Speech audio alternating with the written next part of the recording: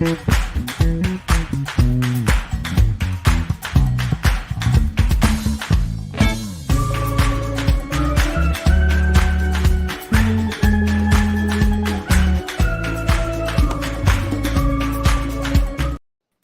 right. It's a good intro. Ladies and gentlemen, welcome to Savvy. Welcome to the Rum Lab channel. And today we're having something really cool, very special. For those who participated for the LA and San Francisco Rum Festival, we did something, a beautiful action. It was called Rum Education for a Cause. And we were raising money throughout the small seminars that we did for Maui, and we partner with the team at Another Round, Another Rally, who there are one of the co-founders is here as well, and it was super successful. But one of the seminars that we were going to host in San Francisco, the speaker unfortunately got ill, which is Tiki Lindy, who's here as well. And she offered herself, like the other day, she just texted, "Hey Faye, why don't we do like a small seminars for everybody as well?" And which is I thought it was a beautiful act because um, she's just putting her time to do this, right? So which is awesome. So really quickly, my name is Federico Hernandez from the Rum Lab. I'm introducing here really quickly Tiki Lindy. Here is her nice presentation. Tiki Lindy is a cocktail mixologist, private event bartender, author. You have one book, right? Three. $3. Whoa. And she's based in San Francisco, and of course, is a good friend of mine. And we have Travis. Travis here is one of the co-founders of Another Round, Another Rally, and they do phenomenal things to help the bartenders community. So before we start with the seminar, I wanted to invite Travis so he can tell us a little bit about Another Round, Another Rally. Plus, I also owe him money from the money that I raised during the event. And he's like, "Faye, when are you going to send that money?" I'm like, "Oh, right now." There's a good moment to talk about this. So, Travis, tell us a little bit about Another Round, Another Rally. Yeah, I'd love to. Yeah. So my co-founder and partner, Amanda Gunderson, and I started Another Round, Another Rally in 2018. In the beginning, 2018 was really just capacity building for us, building out our board and bylaws and things like that. 2019, we were able to start doing a few fundraisers here and there. We did some stuff at Aspen Food and Wine, LA Food Bowl, Portland Cocktail Week, things like that.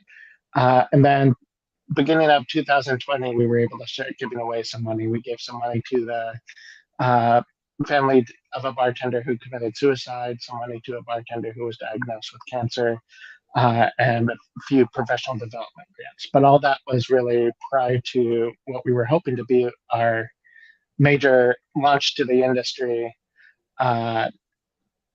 which was supposed to be a Bartenders Weekend San Diego, which was March 23rd, 2020.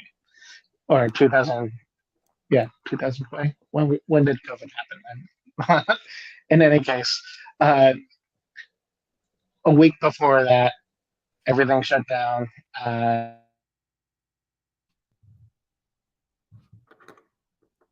Oh, Travis, you froze.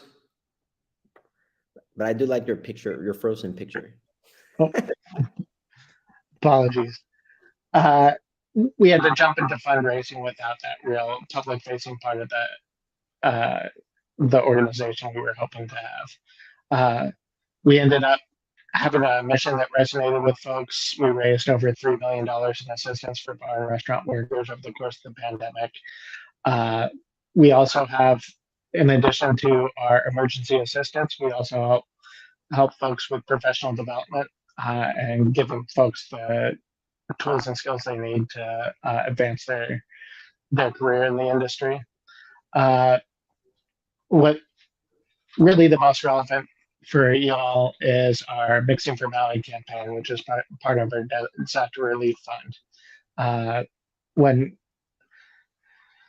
it's hard to, any of these large scale disasters are hard to comprehend, let alone feel like you have a way to help. And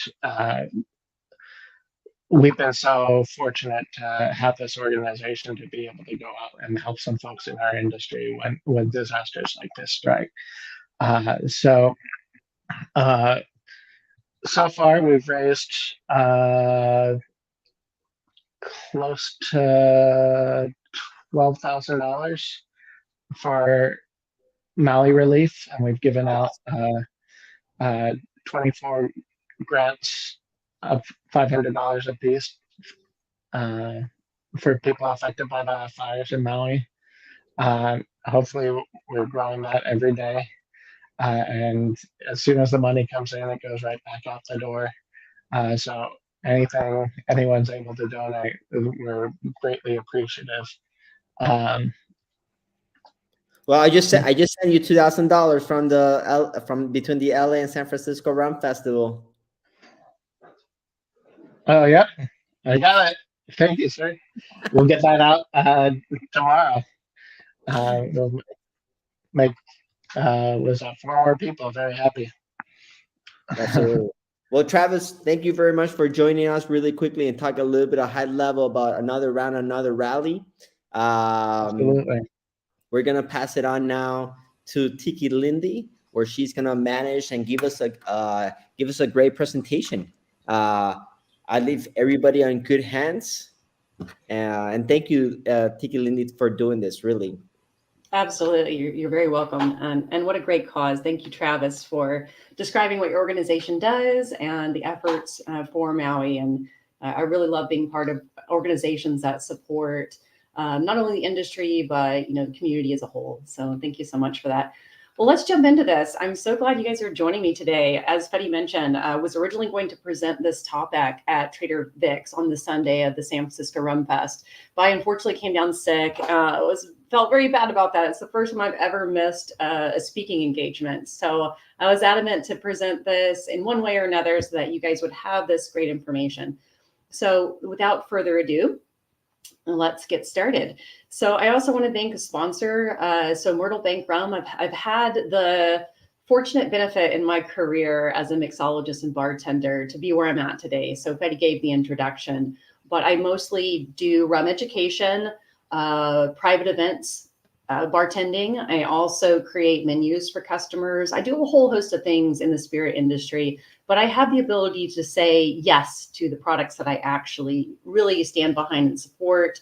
So I've had the opportunity to work with amazing spirits companies out there, including Myrtle Bank. So I just want to give a shout out there. So today we're going to talk about spice and tiki, Jamaican flavors in cocktails. So first, we need to actually talk about Jamaica in order to understand the flavors that come from Jamaica that you see in cocktails. So let's start about talking about the actual island of Jamaica. So Jamaica is the third largest island in the Caribbean. A lot of people do not realize that. We've got the approximate pin location showing right there. So Jamaica lies between latitude 17 degrees and 19 degrees north and longitude 76 and 79 degrees west. And that's important because that's still within that tropical zone. So you'll see the line there is where you see going across the Bahamas. It's kind of the upper end of where a tropical climate would start. So Jamaica is very much in the tropical area of the Caribbean. And it has Cuba adjacent to the north of Jamaica. It has Haiti adjacent to the east. And then you've got Panama and Colombia straight down to the south, a little further distance across the water there. So those are important to understand. So you see a lot of Jamaican influence across that entire area, including the coastal inland areas of Central and South America.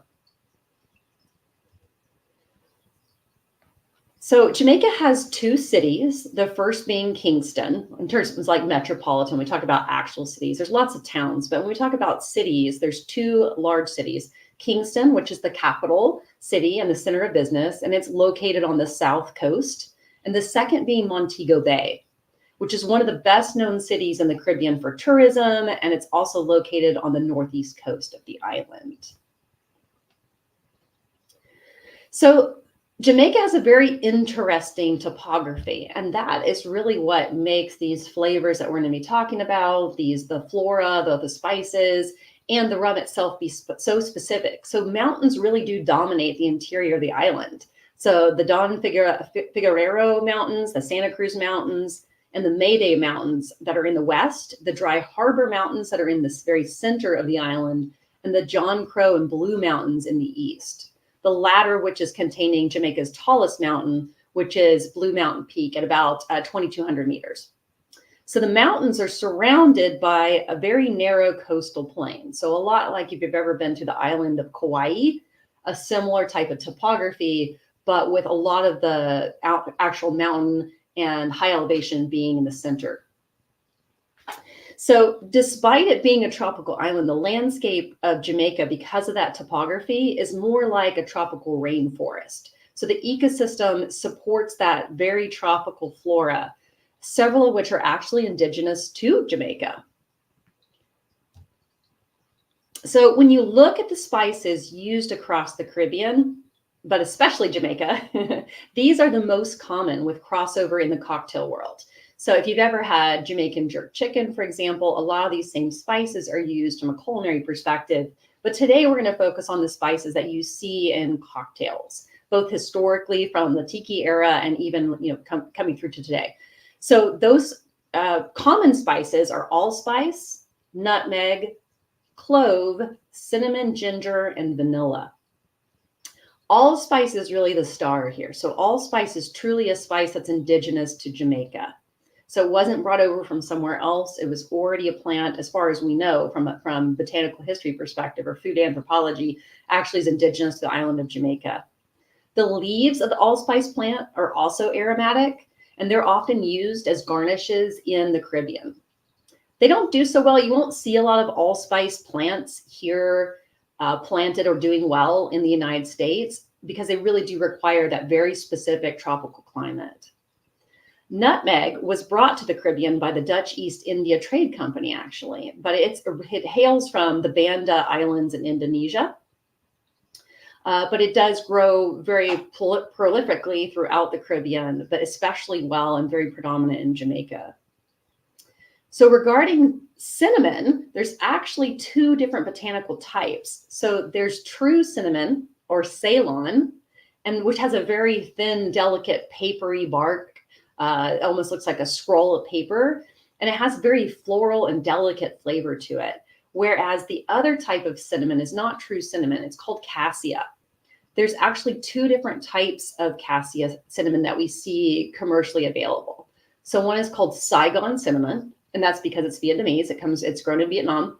And the other is called Korinchi, and that is Indonesian cinnamon. So while they're both the same genus, they are grown in different areas and they have a different flavor profile. So when you think about that spicy notes of cinnamon, like taste really hot and spicy, you're really talking about Saigon cinnamon there. So it has that sweet, hot, spicy characteristics, whereas your Korinchi cinnamon is a little more delicate, not as delicate as your Ceylon cinnamon, but still a very different flavor profile. So these all contribute completely different flavors to a cocktail, and so it's important to note.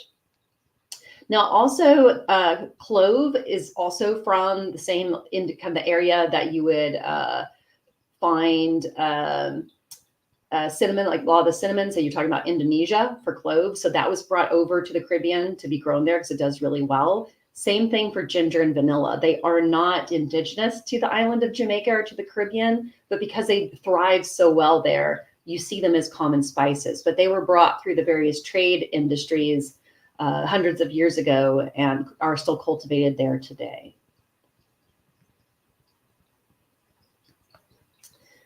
Let's see if I can get this to not freeze up on me. There we go. A lesser common spices are, some of these you may not even heard of. Grains of paradise, for example, a lot of people have not even heard of them. And cardamom. So cardamom we associate largely with Indian cuisine, but it's actually heavily used in the Caribbean as well. Then we have wild cinnamon, mace, and West Indian bay. So ginger, cardamom, and grains of paradise are actually all in the ginger family. And if you really get a chance to like crush some of them and smell it, you can actually tell that they're related. The difference there is when we talk about ginger, it's the root of that plant, whereas cardamom is the seed pod, where you can take the little inner seeds out and use them alone, or you can use the whole cardamom pod. And grains of paradise are the inner seeds of the grains of paradise plant seed pod. Wild cinnamon. So let's talk about that. So wild cinnamon has a completely different Latin genus name than your Ceylon and Cassia. It's not a true cinnamon, but it is endemic to Jamaica. The downside is it's endangered. So we are talking about an island with very limited land space. And because of that, you don't have a lot of area for growing it. And it's basically been similar to trees being deforested. It's been overutilized and not replanted. It doesn't grow fast. It's not super sustainable. So you don't find it commercially. But you do still see a lot of people in Jamaica may have a wild cinnamon plant on their property. And so that's still heavily used today in Caribbean cooking and especially in Jamaican cuisine. So the West Indian bay leaf is different from your California and Mediterranean. So it's more aromatic than both Turkish and California bay, but it's also not something you would find commercially available. Lastly, mace, it's actually the outer covering of nutmeg. So if you were to be out where nutmeg grows and see it, you would see that orange outer coating, this very stringy coating on the outside of a whole nutmeg. So when nutmeg is harvested, they remove the mace from the nutmeg typically, and then they will either grind the nutmeg or they'll leave it whole. And so mace has that spicy characteristics when you think about like mace spray. So it's spicy, kind of like habanero and like the capsaicin spicy, but it still has some of that flavor characteristics of the actual nutmeg. So we see this concept often, not only in culinary arts, but also in mixology. What grows together goes together. And also considering on an island, using what is local is usually all that's available to you. That makes sense. However, it's uncanny that how often we see across the whole world the flavor profiles of specific regional ingredients pairing well naturally together. And that leads me to this individual, who we commonly consider the father of the Tiki cocktail, Ernest Gantz, aka Don Beach, aka Don the Beachcomber. He extensively traveled through the Caribbean, experiencing the improvisational style of the bartenders that worked at a lot of the main touristy local resorts and hotels. He observed these processes and wanted to bring them back stateside to his bar. So he was enamored by the fruits and the spices that were used by the bartenders. And if all of us can probably remember the time that we first tried an exotic, you can think about the first time you ever had something with allspice in it. You were probably like, what is this strange flavor? So imagine beach, what that must have been like to be in the Caribbean and experience for the first time these exotic spices and see them used in cocktails.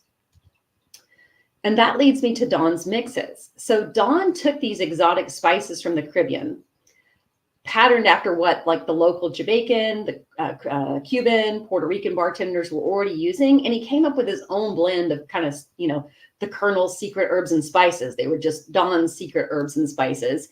And this was to prevent his intellectual property, which was his cocktail recipes, from walking out the door. Whether he had disgruntled, bartenders or staff, or maybe just entrepreneurially tempted staff, or journalists. Sometimes journalists would come in wanting to publish the recipes and make a buck off of it by just observing the bartenders. So his way around this was to limit who had the actual recipes and the access to his mixes. And you'll see here the common ones that we still use today. So, only, like I said, only if you knew how to make these blends of these spices, sugars, and juice, and they were just labeled Don's Mix or Don's Mix number 2 or Don's Mix number 4. It does make you wonder what happened to Don's Mix number 3, right? There had to be one. But we owe so much of this, by the way, to Jeff Berry, who's also known as Beach Bum Berry, who did this vast amount of research and interviews to gain us the recipes that we use today. a lot of some reverse engineering, but without Jeff Berry's work, we wouldn't have this information about what's actually in Dawn's mixes to be able to make ourselves. So you'll see here, pulling back to the Jamaican spice flavors, that Dawn made liberal use of the spices that are found in Jamaica. Particularly, you'll see here pimento, which is another term you'll see for allspice, and cinnamon. All right, so these spices were not only found in food and in cocktails, but they were found in the form of liqueurs. And these liqueurs predated Dawn Beach and Trader Vic's heyday. So these products, maybe not these brands that you're seeing on the screen, but a version of these products were already out there. So their incorporation of these ingredients into their cocktails were because they were already out there available. So the two most well-known are allspice dram, which we also hear called pimento dram, and falernum. While we commonly think of falernum as being strictly a concoction from Barbados, that's what you'll mostly hear. You'll even see here on this picture the bottle of the John Taylor Velvet Falernum that it says product of Barbados, but it's actually a misnomer. So both written and oral accounts support that falernum was more like a Caribbean Amaro, which means across the many islands, including Jamaica, each location had its own variation on the recipe. So when you look at the classic ingredients that are in falernum, lime peel, allspice, clove, ginger, and Jamaican rum. So that makes sense that it would have been also a Jamaican liqueur. Well, like I said, it was made across a lot of different islands. So that leads me to citrus and almonds. So let's talk about limes. Limes that would have been used in the late 1800s through the 1940s in cocktails and liqueurs would not have been what we see today. So it's not Persian limes, but West Indian limes, which look and taste a lot closer to lemons. So something that's important to note is limes typically have higher sugar and higher acidity than lemons, but both lemons and limes are just different species of citrus. In fact, a lot of languages don't have separate words for limes than lemons. You'll see the term citron or limon being used for both limes and lemons because they're so botanically similar. However, because lime has been cultivated over the years for its specific characteristics and also for where it grows. So citrus requires a certain amount of cold hours in order to grow. So the West Indian lime does not need those cold hours, whereas a lot of the traditional citrus that we see in the United States has to have a certain amount of cold hours in its season in order to create flowers and then turn it into fruit. So we would have seen at the cocktail times that were made for tiki cocktails that came out of the Caribbean not be this really sharp and sugary limes that we use today. They would have been more closer to a lemon flavor.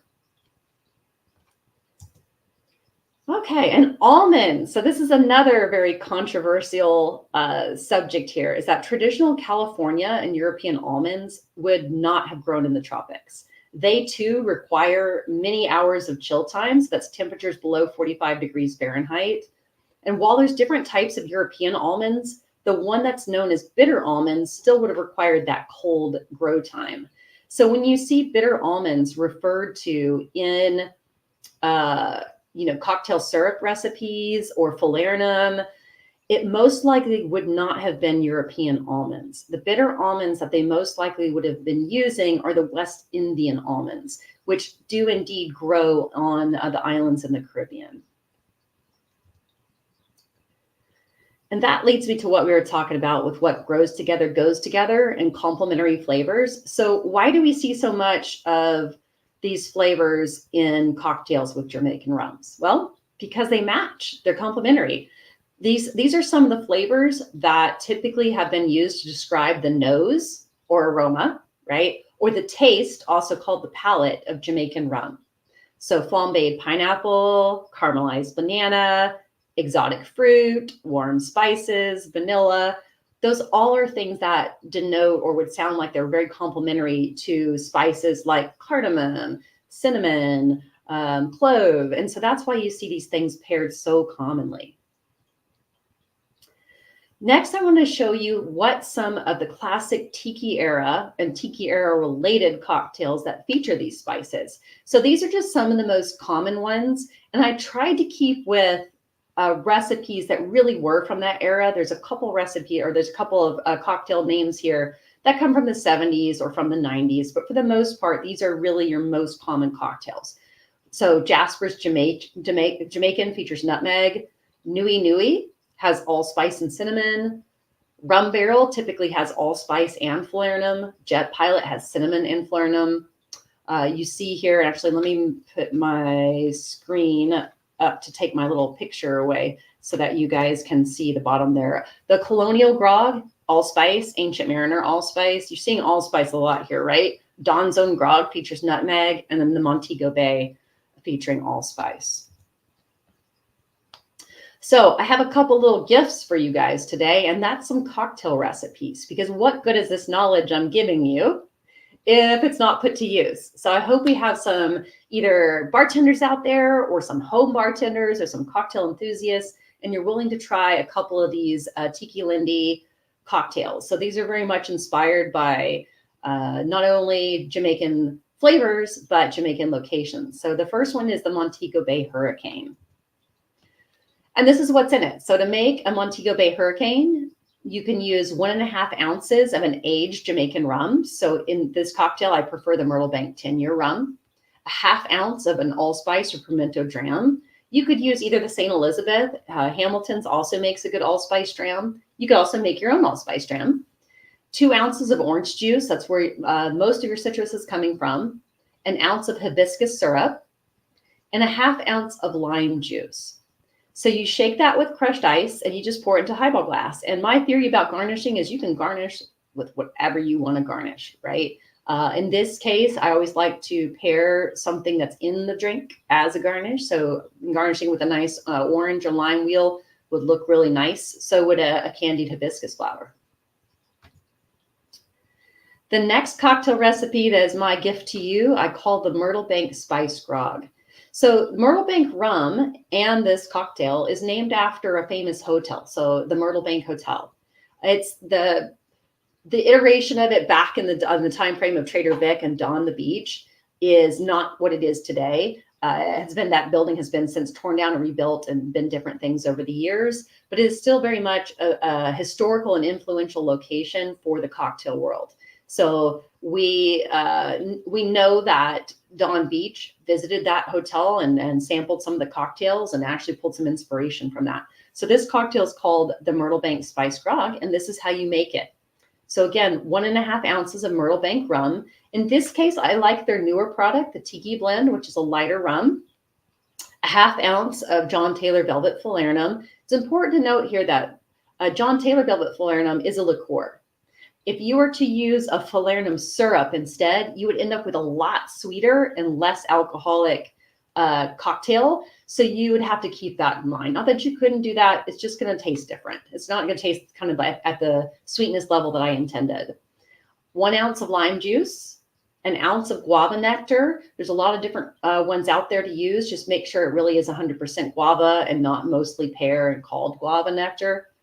And then if you can get your hands on grains of paradise, you're basically putting a pinch of ground grains of paradise and ground cinnamon. Now I'm going to give you another little gift, and that's where I buy my spices from.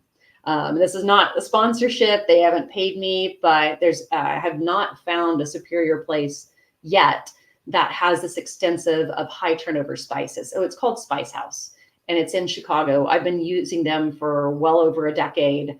And you can actually get grains of paradise and a lot rare spices at that location. Now, there's probably places you guys know of elsewhere. That's great. Just want to throw that recommendation out there to you. And then you're going to take all those ingredients and shake them with crushed ice, and then pour them into any 10 to 12 ounce glass, like a Pearl Diver or a Collins glass. And again, garnish how you see fit.